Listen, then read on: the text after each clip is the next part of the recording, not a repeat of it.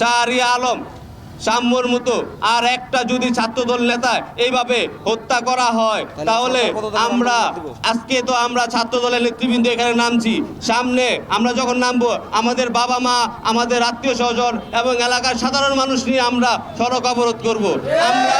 আমরা কাউকে ছাড় দিব না। আপনারা যদি আপনাদের দায়িত্ব সঠিকভাবে পালন করতে না পারেন, আমি এই সরকারের উপদেষ্টা এবং প্রশাসনকে বলছি, আপনারা যদি আপনাদের দায়িত্ব সঠিকভাবে পালন করতে না পারেন, তাহলে সুষ্ঠু একটা নির্বাচন দিয়ে আপনারা চলে যান। নির্বাচিত সরকার এই দেশে সুশাসন এবং শৃঙ্খলায় আবদ্ধ করবে, আমরা সেই জিনিসটি আশা করি। তারা যে কিশোর গ্যাং তৈরি করে দিয়ে গিয়েছিল, তারা বিভিন্ন দলের সাথে মিলেমিশে একাকার হয়ে গিয়েছে। তারা এখন বর্তমানে আওয়ামী লীগের নেতাদের নির্দেশে তারা আমাদের রাজনৈতিক ব্যক্তিবর্গকে হত্যা করছে এবং হত্যার চেষ্টা করছে। আমরা অবিলম্বে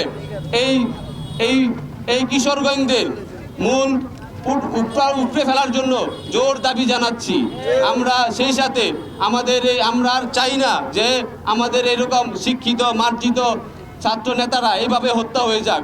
আজকে সাম্য যেভাবে হত্যা হয়েছে, আমরা চাই না কার কোনো এরকমভাবে কোনো মায়ের কোল খালি হোক। আমরা চাই যাতে এই দেশে সুষ্ঠু একটা পরিবেশ বিরাজমান করুক।